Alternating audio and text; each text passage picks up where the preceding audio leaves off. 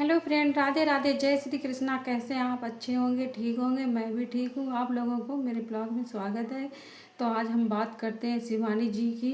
शिवानी जी ने आज रंग नहीं खेला, वो भी अपने ऐसे मायूस बनी रही और उनका मन तन नहीं लगा कि रंग पिछली साल की याद कर कर के इतना वो रो रही थी प्यारे लाल को देख के कि रंग कैसे लगा रहे थे और पूनम के साथ रंग खेला था, वो भी वो याद कर रही थी। तो उन्होंने अपने घर पे ही खाना बना के अपनी मम्मी को खिला दिया। खिला के फिर कहने लगी गोरेलाल के भैया के घर जा रहे, देखें भाभी अभी क्या कर रही।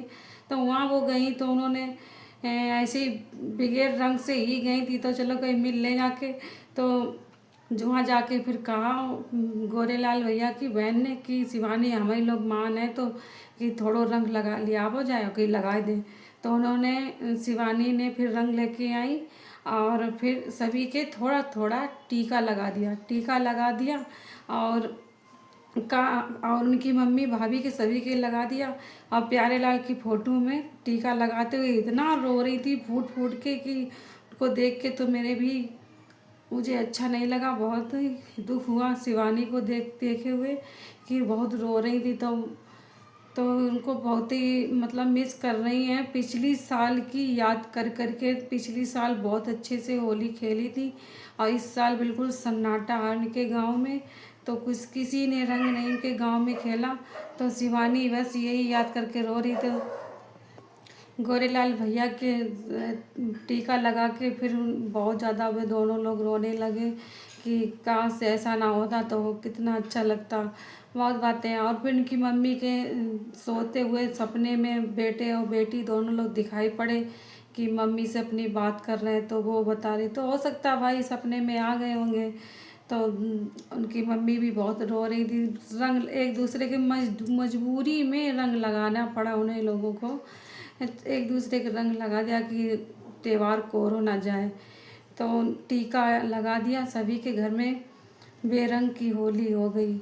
तो उनको बिल्कुल घर में मातम ही छाया। उनका बहुत याद कर कर के इतना रो रहे, बहुत खुशहाल परिवार था बहुत ही ज़्यादा और इतना अच्छा लगता था। पिछली साल की सब याद करके इतना रो रहे बहुत ज़्यादा। दादा का भी गुलाल लगा दिया, भाभी के भी लगा दिया, गोरेलाल भैया के भी लगा दिया शिवानी ने। और एक दूसरे से अच्छे से मिलके फिर वहाँ से चली आई। बहुत ज़्यादा याद करके रो रही थी कि देखो अब की बार कैसे रंग किसी ने नहीं खेला। तो कहने लगा मजबूरी में उन्होंने तिलक लगा दिया सभी के गुलाल। उनका मन नहीं था बिल्कुल खेलने के लिए, उन्होंने खेला भी नहीं है। इधर लिपस्टिक वाली भाभी वो तो अपने परिवार में ही उन्होंने होली खेल ली अपने बच्चों के साथ और वो अपने और लोग हैं उनके साथ होली खेली। और अंधेरा भाजी बिल्कुल नहीं दिखाई पड़ रही, कहाँ है वो। तो पूनम के साथ ही अब रहती हैं, पूनम के साथ वीडियो में आ रही। उन्होंने पूनम के साथ ही ब्लॉग भी डाला है, पूनम के साथ रहती हैं।